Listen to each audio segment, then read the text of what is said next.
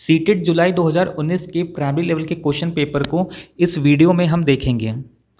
पहला क्वेश्चन है जीन पियाजे के अनुसार बच्चे, इसका करेक्ट आंसर होगा ऑप्शन नंबर 1। जीन पियाजे के अनुसार बच्चे ज्ञान को सक्रिय रूप से संरचित करते हैं जैसे जैसे वे दुनिया में व्यवहार कौशल का प्रयोग करते हैं तथा अन्वेषण करते हैं। तो ऑप्शन नंबर 1 इसका करेक्ट हो जाएगा। क्वेश्चन नंबर 2, चालक विकास की दर में व्यक्तिगत विविधताएं होती हैं, फिर भी चालक विकास का क्रम फिल इन द ब्लैंक्स से फिल इन द ब्लैंक्स तक है। Option number 3। ऑप्शन नंबर 3 की इंग्लिश देख लीजिए, gross motor development to fine motor development. Option number 3 यानी कि अपरिष्कृत चालक विकास से परिष्कृत चालक विकास तक होता है। क्वेश्चन नंबर 3, वह अवधि जो वयस्कता के संक्रमण की पहल करती है उसे क्या कहते हैं? ऑप्शन नंबर 1 किशोरावस्था। क्वेश्चन नंबर 4 देखिए, एक बच्चा तर्क प्रस्तुत करता है कि हिंज को दवाई की चोरी नहीं करनी चाहिए। वह दवाई जो उसकी पत्नी की जान बचाने के लिए ज़रूरी है, उस दवा की बात हो रही है, क्योंकि यदि वह ऐसा करता है, यदि हिंज चोरी करता है तो उसे पकड़ा जाएगा और जेल भेज दिया जाएगा।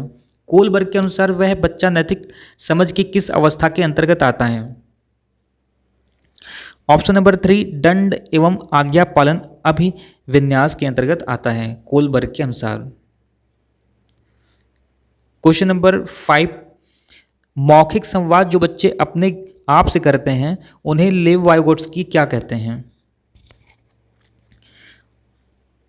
ऑप्शन नंबर 2 व्यक्तिगत वार्ता, प्राइवेट स्पीच। क्वेश्चन नंबर 6, खिलौने, पहनावे की वस्तुएं, घरेलू सामग्रियां, व्यवसायों एवं रंगों को विशिष्ट लिंग के साथ संबंधित करना क्या प्रदर्शित करता है? ऑप्शन नंबर 2 जेंडर रूढ़िवादिता यानी कि जेंडर स्टीरियोटाइपिंग। क्वेश्चन नंबर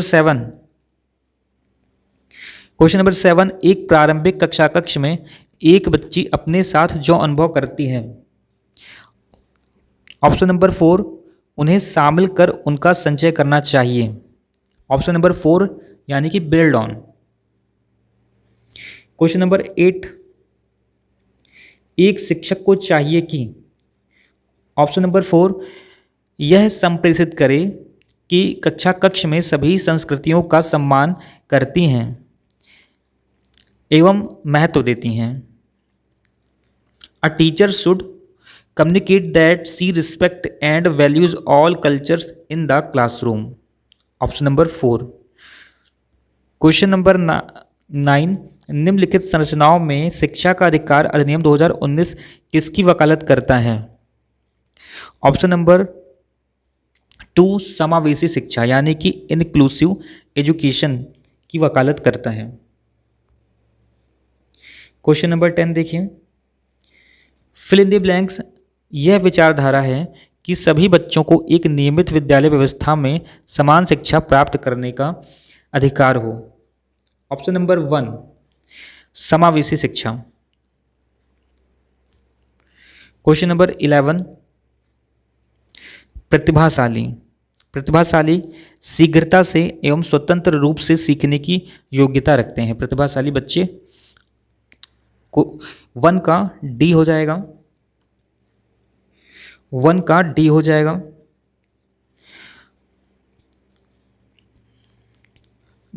अधिगम अशक्तता यानी कि लर्निंग डिसेबल्ड।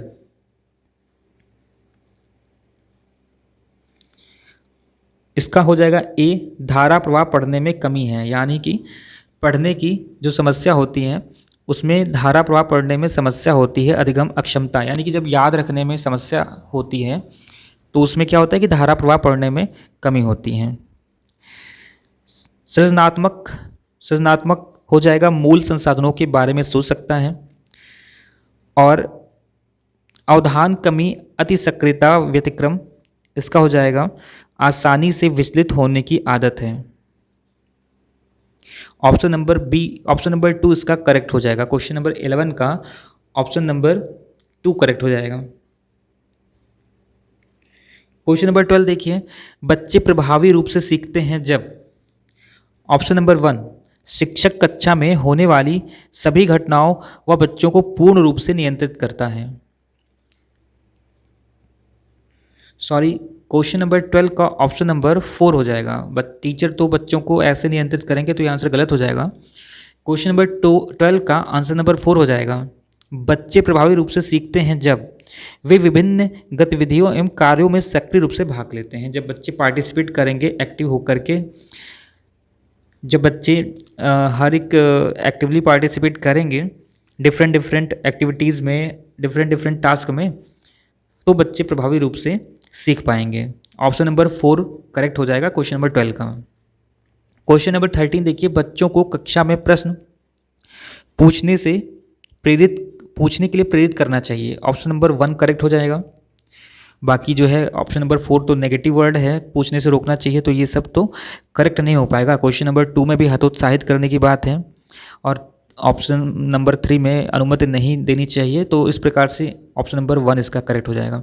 क्वेश्चन नंबर 14, निम्नलिखित में कौन सी एक मुख्य प्रक्रिया नहीं है जिसके द्वारा सार्थक अधिगम घटित होता है। ऑप्शन नंबर 1, कंठस्थीकरण एवं स्मरण। यह एक मुख्य प्रक्रिया नहीं है जिसके द्वारा सार्थक अधिगम पूरा होता है, मीनिंगफुल लर्निंग पूरा होता है, जबकि पुनरावृत्ति एवं अभ्यास यानी कि रेपिटेशन एंड प्रैक्टिस के द्वारा अधिगम किया जाता है, लर्निंग होती है। निर्देश एवं संचालन के द्वारा भी होती है, अन्वेषण एवं पारस्परिक क्रिया के द्वारा भी होती है, यानी कि एक्सप्लोरेशन और इंटरेक्शन के द्वारा भी होती है, पर किसके द्वारा नहीं होती है। Option number 1। क्वेश्चन नंबर 15, जब शिक्षक को विद्यार्थियों एवं उसकी योग्यताओं के बारे में सकारात्मक विश्वास होता है तब विद्यार्थी। ऑप्शन नंबर 1, सीखने के लिए उत्सुक एवं प्रेरित रहते हैं। जब शिक्षक को विद्यार्थियों एवं उनकी योग्यताओं के बारे में सकारात्मक विश्वास होता है तब विद्यार्थी सीखने के लिए उत्सुक एवं प्रेरित रहते हैं। क्वेश्चन नंबर 16, बच्चों की गलतियाँ ऑप्शन नंबर 3 अधिगम का एक भाग है तथा उनके विचारों में एक अंतर्दृष्टि देती हैं।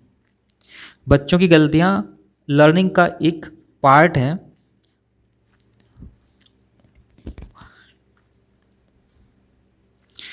क्वेश्चन नंबर 17, मूल्यांकन को ऑप्शन नंबर हो जाएगा इसका करेक्ट 2।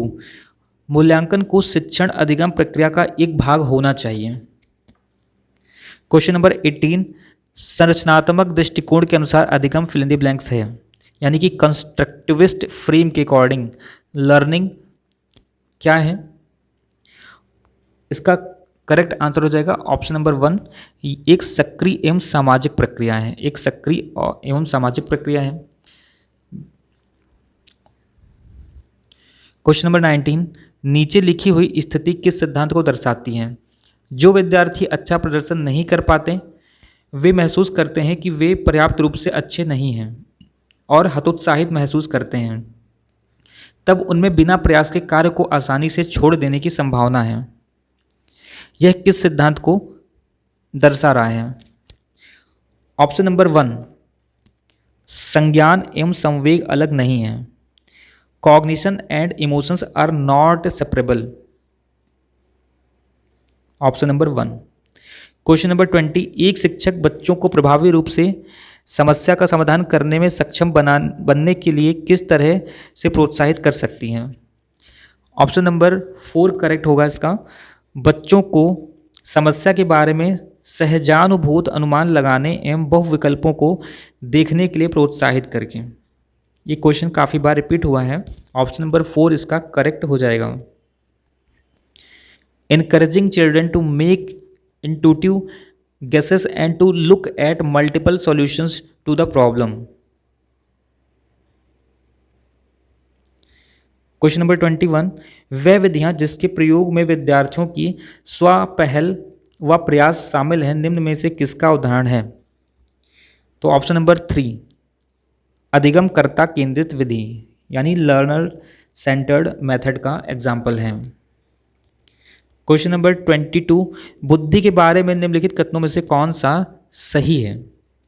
तो ऑप्शन नंबर 4 सही है कि बुद्धि बहुआयामी है। इंटेलिजेंस इज मल्टी डायमेंशनल, जिसमें बुद्धि परीक्षणों के द्वारा पूर्ण रूप से परिमेय न की जाने वाली कई योग्यताएं शामिल हैं। ऑप्शन नंबर 4 क्वेश्चन नंबर 22 का करेक्ट होगा।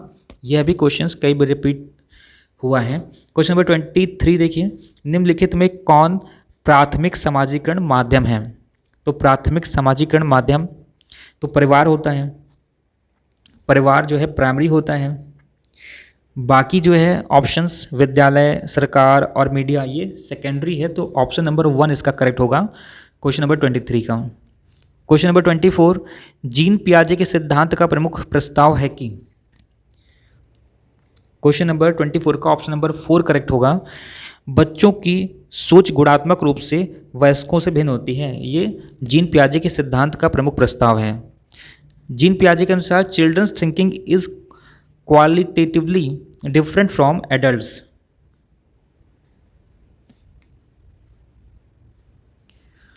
बच्चे भी सोचते हैं, बड़े भी सोचते हैं, पर बच्चों के सोचने का तरीका अलग होता है और बड़ों के सोचने का तरीका अलग होता है। सभी अपने अपने स्तर पर सोच विचार करते हैं। Question number 25, gender. यह क्वेश्चन भी कई बार रिपीट हो चुका है। जेंडर एक सामाजिक संरचना है। Gender is a social construct. Question number 26 देखिए, निम्नलिखित में से कौन विकास के व्यापक आयामों की सही पहचान करता है?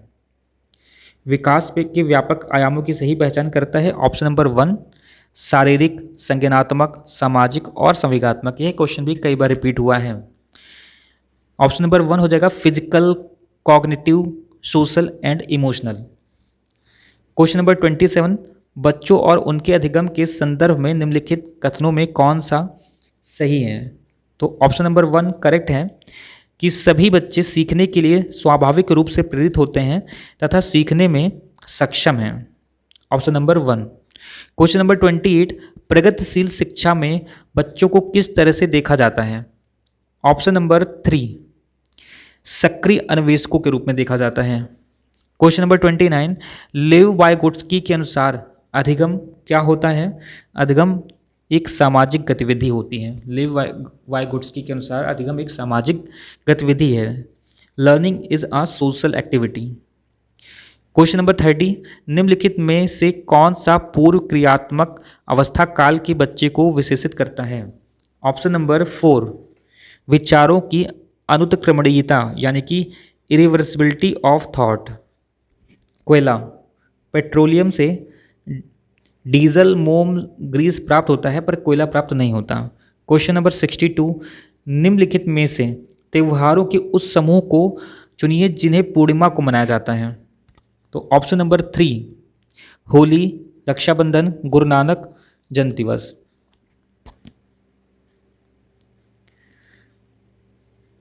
निम्नलिखित राज्यों के समूहों में से किस एक समूह में समुद्र तट अरब सागर पर है? तो ऑप्शन नंबर 1 कर्नाटक, केरल और गुजरात में। कर्नाटक, केरल और गुजरात में समुद्र अरब सागर पर है। क्वेश्चन नंबर 64, हमारे देश के मानचित्र में झारखंड कहाँ स्थित है? झारखंड कहाँ स्थित है? उड़ीसा के उत्तर में। Option number 3। क्वेश्चन नंबर 65, इसको छोड़ देते हैं क्योंकि ये रीजनिंग टाइप का क्वेश्चन है। क्वेश्चन नंबर 67, हमारे देश के एक जंगल में उस जंगल के लोगों यानी आदिवासी को खेती के लिए जमीन ग्राम सभा या ग्राम पंचायत द्वारा एक विशेष मात्रक यूनिट अथवा इकाई में, जिसे टिन कहते हैं, आवंटित की जाती है। तो यहाँ पर टिन क्या है? ऑप्शन नंबर 2, वह भूमि जिस पर कोई किसान एक टिन बीज बोता है। ऑप्शन नंबर 2 इसका करेक्ट है।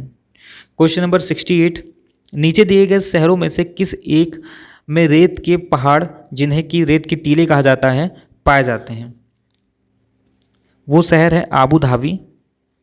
Option number 2। क्वेश्चन नंबर 69, हम सभी पुराने कुओं को देखते हैं, हम सभी पुराने कुओं को देखते हैं जो अब सूख गए हैं। हमारे बड़े यह कहते हैं कि अब से लगभग 25-30 साल पहले इन कुओं में काफ़ी पानी था, परंतु अब ये पूरी तरह सूख गए हैं। निम्नलिखित में से कुओं के सूखने के संभावित सही कारणों को चुनिए। तो सही कारण है ऑप्शन नंबर 4, यानी कि स्टेटमेंट नंबर ए, बी और डी सही है। तो कुओं के पानी सूखने के कारण नंबर 1, जिन झीलों में वर्षा का पानी इकट्ठा होता था अब वहाँ नहीं है। दूसरा, पेड़ों, कुओं और आसपास के क्षेत्रों की जमीन अब कोलतार या सीमेंट से ढक गई है। और डी है, भूमिगत पानी को खींचने के लिए कई विद्युत मोटर चालित पंप लग गए हैं। तो इस तरह से ऑप्शन नंबर 4 यानी कि स्टेटमेंट नंबर ए, बी और डी करेक्ट है। ए, बी और डी करेक्ट है, ऑप्शन नंबर 4। क्वेश्चन नंबर 70, पर्यावरण अध्ययन में संकल्पनाओं और मुद्दों को विज्ञान और सामाजिक विज्ञान विषय के रूप में नहीं रखा गया है, क्यों? तो इसका आंसर होगा ऑप्शन नंबर 2, इस आयु वर्ग के बच्चे अपने परिवेश को समग्र रूप से देखते हैं। क्वेश्चन नंबर 71, निम्नलिखित में से कक्षा 1 और कक्षा 2 के लिए पर्यावरण अध्ययन विषय के संदर्भ में सच है। ऑप्शन नंबर 2 करेक्ट होगा। पर्यावरण अध्ययन से संबंधित मुद्दों और संबंधों का संपादन भाषा और गणित के माध्यम से होता है। क्वेश्चन नंबर 72, पर्यावरण अध्ययन के पाठ्यक्रम में उपविषयों के स्थान पर थीम को प्रस्तावित किया गया है, क्यों? इसका करेक्ट आंसर होगा ऑप्शन नंबर 3, बच्चों के स्थानीय परिवेश के मुद्दों से जुड़े हुए और अंतः संबंधित समझ के विकास के लिए। क्वेश्चन नंबर 73, निम्नलिखित में से कौन सा वर्तमान पर्यावरण अध्ययन पाठ्यक्रम के 6 मुख्य थीमों में से एक नहीं है? ऑप्शन नंबर 4, काम और खेल नहीं है, बाकी हैं।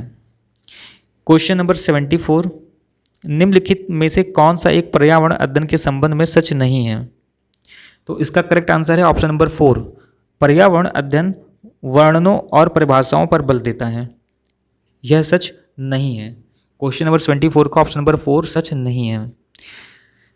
क्वेश्चन नंबर 75, निम्नलिखित में से क्या एक पर्यावरण अध्ययन में ज्ञान की रचना में बहुत ही महत्वपूर्ण है?